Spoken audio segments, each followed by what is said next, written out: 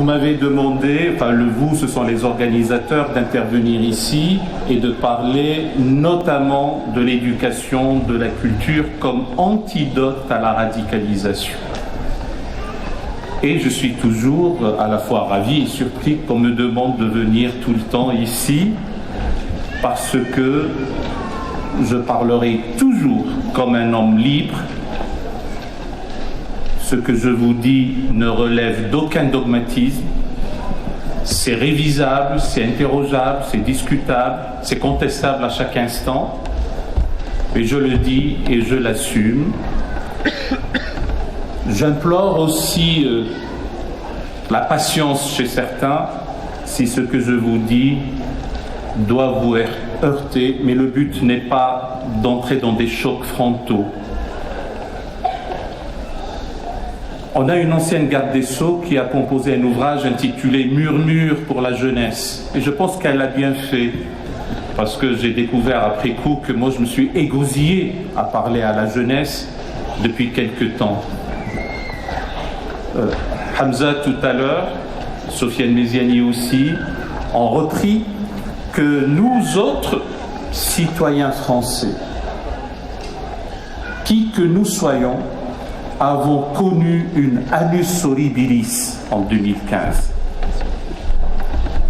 Et après le temps de l'épouvante, après le temps de la sidération, ça a été dit, après le temps de l'affliction, après le temps aussi de la condamnation unanime qui ne souffre aucune réserve, le temps de l'analyse doit aussi venir.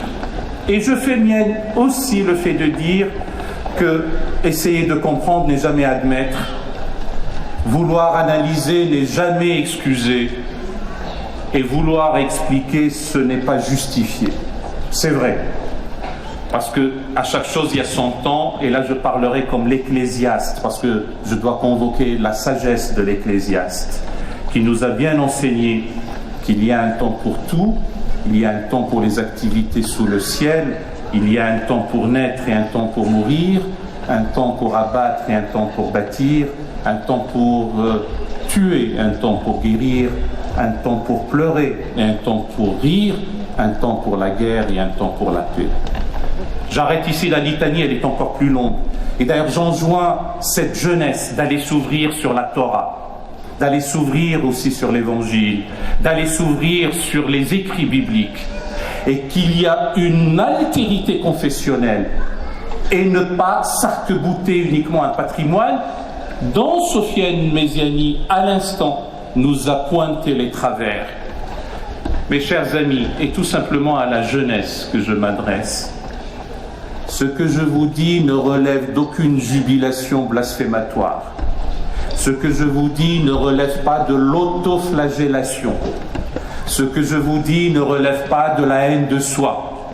Ce que je vous dis ne relève pas de la simple critique facile. Je vous dis des choses parce que je les crois justes de mon point de vue, un peu à la manière du bonze qui reçoit un coup de bambou de la part du lama pour le réveiller parce que sa méditation a pris beaucoup de temps. Eh bien, comme antidote à ce que nous appelons la radicalisation, les mots, vous savez, ont leur importance et leur valeur, et parfois ils peuvent être piégés.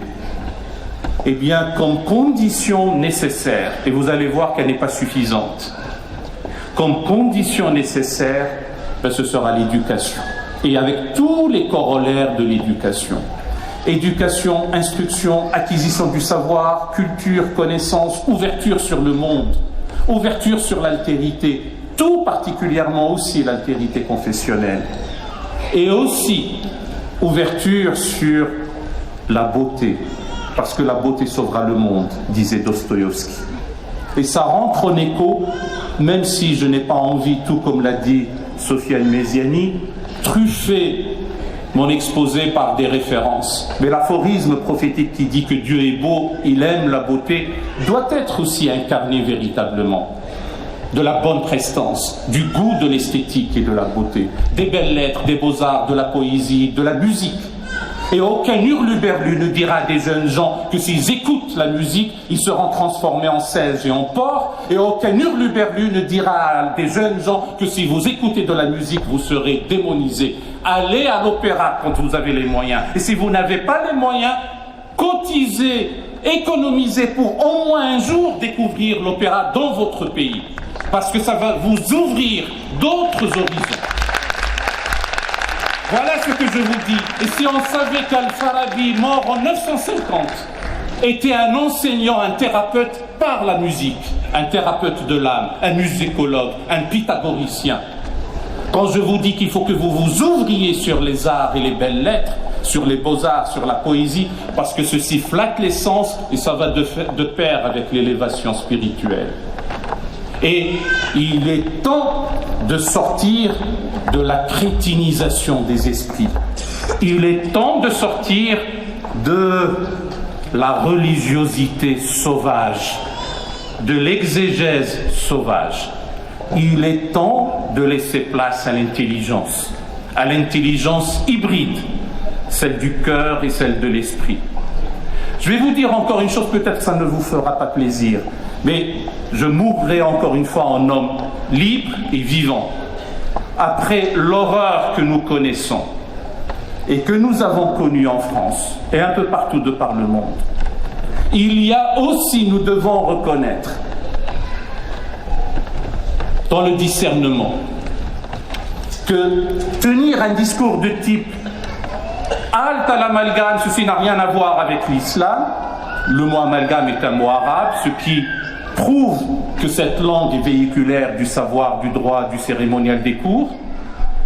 Mais il se trouve qu'en l'espèce, certes je le crois, mon père était recteur de la Grande Mosquée de Paris, il me l'a enseigné, la tradition religieuse est une tradition de bonté, de miséricorde, d'amour oblatif, transnaturel, puissant, incandescent, une tradition de l'accueil, de la générosité, de la sollicitude, de la prise en compte de l'intérêt d'autrui.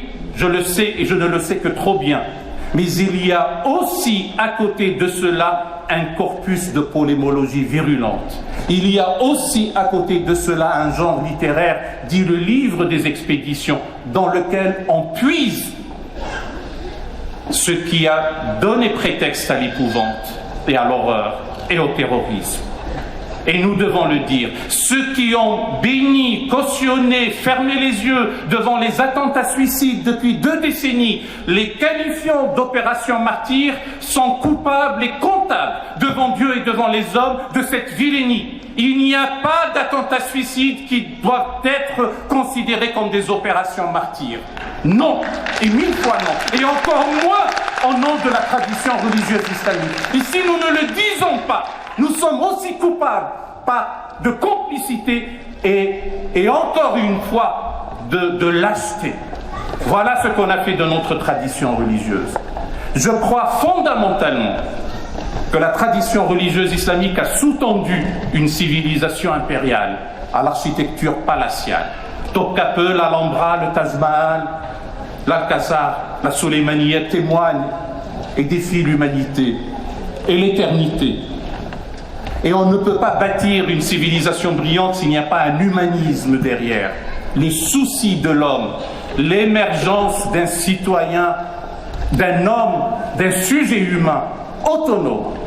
Quand c'était possible, eh bien les arabo-musulmans ont contribué au corpus du savoir universel. Abdelhamid Youyou a sûrement dit des choses comme ça tout à l'heure. Mais il se trouve aussi que la séquence moment Descartes, moment Freud a été totalement ratée en contexte islamique. Et au lieu d'aller avec frénésie essayer de rattraper le retard, d'aller lire, eh bien non, on la met de côté. Eh bien ceci fragilise les esprits. Et j'ai envie que notre jeunesse n'ait pas un esprit fragilisé, qu'elle soit immunisée, vaccinée, et qu'on ne vienne pas leur raconter des bobards, qu'on ne vienne pas leur dire que le Coran est la constitution de l'État moderne. C'est réduire la révélation coranique à ce qu'elle n'est pas. Et il est temps aussi de reconnaître, sans autoflagellation, aucune, qu'il est temps de sortir des clôtures dogmatiques, des enfermements doctrinaux, de libérer l'esprit de sa prison, de dégeler les glaciations idéologiques, de déconstruire l'amoncellement du commentaire sur le commentaire qui n'est qu'une construction humaine, en finir avec le sacré qui est devenu obèse, qui nous a saturés, laisser place à l'initiative humaine, certes comme co-partenaire, comme co-créateur. Ça a été si bien dit aussi par Sofiane Méziani. Eh bien, cette initiative incombe et notamment à la jeunesse. Et je ne veux pas, pour ma part, que la jeunesse française, y compris et particulièrement la jeunesse islamique, donc la frange des musulmans de France et partout de par le monde, abdique sa raison. Parce que ce que nous avons vécu à cause d'une normativité crétinisante, une normativité aliénante. Tu fais telle chose, tu vas jouir des délices paradisiaques, tu fais telle chose, tu vas périr par le feu de l'enfer. Eh bien, il est temps de sortir de la raison religieuse, de la pensée magique, des représentations superstitieuses, de se soustraire à l'argument d'autorité. Osez penser par vous-même, ô vous jeunes gens, ô vous jeunes demoiselles, qu'on ne compromette jamais votre scolarité. Allez étudier, allez acquérir le savoir. Devenez des actrices et des acteurs de votre destin. Et ceci n'est absolument pas antinomique avec votre élévation spirituelle. Bien au contraire, il y a une hybridation, il y a une intelligence du cœur et de l'esprit, encore une fois. Il me reste 7 minutes. Eh bien, c'est aussi beaucoup pour une vision programmatique. Lorsque on se sera sorti de cette ornière dans laquelle nous nous débattons depuis quelque temps, eh bien, l'avenir sera radieux. Eh bien, je vous trouverai, j'espère, épanouis les unes et les autres, avec beaucoup de discernement, de lucidité, de compréhension, de bonne lecture des choses. Ces affaires de terrorisme, de radicalisation, d'islamisme politique, que sais-je encore, sont complexes. Quand on dit complexe, c'est soit on a envie de se défausser, on n'a pas envie d'expliquer, soit il faut se coltiner l'explication.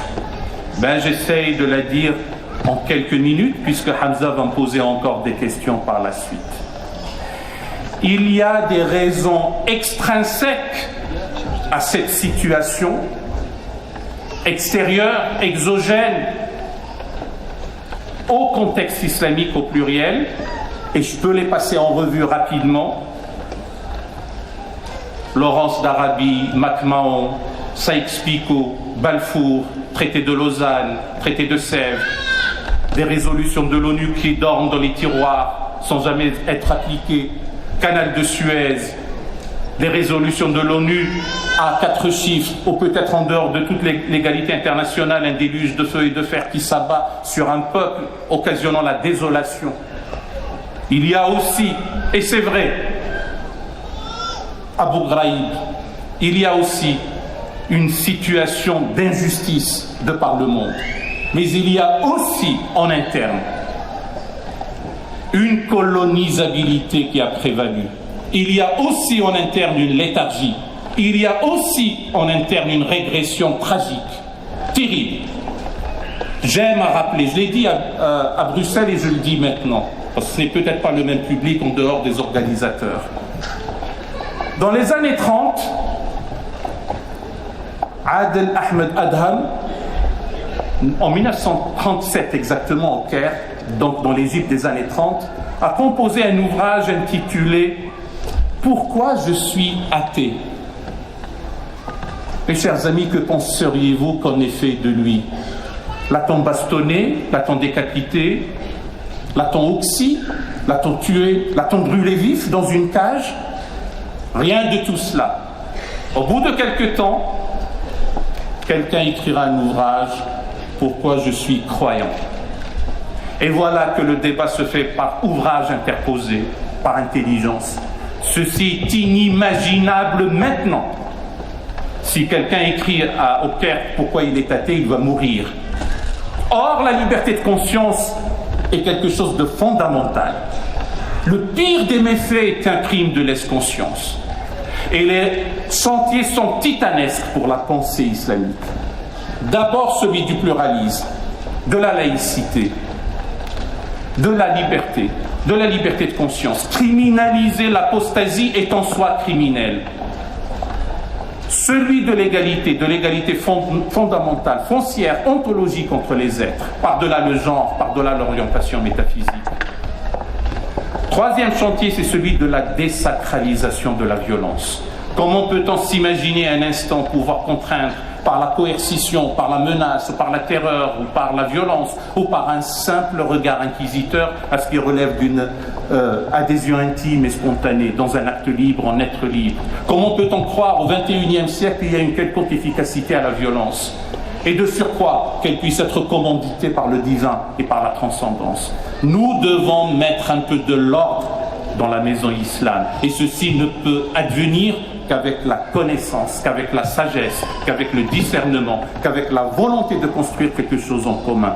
Et nous avons la possibilité et le devoir de le faire. Je finirai en disant, si ce que je vous ai dit là est un tort, je demande pardon à Dieu. Mais en tout cas, je vous ai tenu un discours de sincérité, un discours de transparence, un discours d'amitié et aussi un discours qui tienne compte de l'avenir, parce que nous avons besoin de sortir de l'ornière. Nous avons besoin aussi de communicants, nous avons besoin aussi de lieux du savoir, nous avons besoin d'universités, nous avons besoin de lycées à l'instar de ce qui se fait et se dit à Averroès. Nous avons besoin de lieux d'acquisition de la connaissance. Et peut-être qu'il est temps aussi, si nous devions arbitrer, je ne dis pas que je mettrai ça en concurrence, c'est de laisser place d'abord à l'acquisition du savoir et à la connaissance, que de privilégier les questions proprement cultuelles. Parce que le plus important, c'est comment vacciner, immuniser, donner la guérison à toute une jeunesse laissée pour compte. C'est ça ce qui me paraît être important. Voilà. Merci pour votre patience. Merci en tout cas de m'avoir écouté.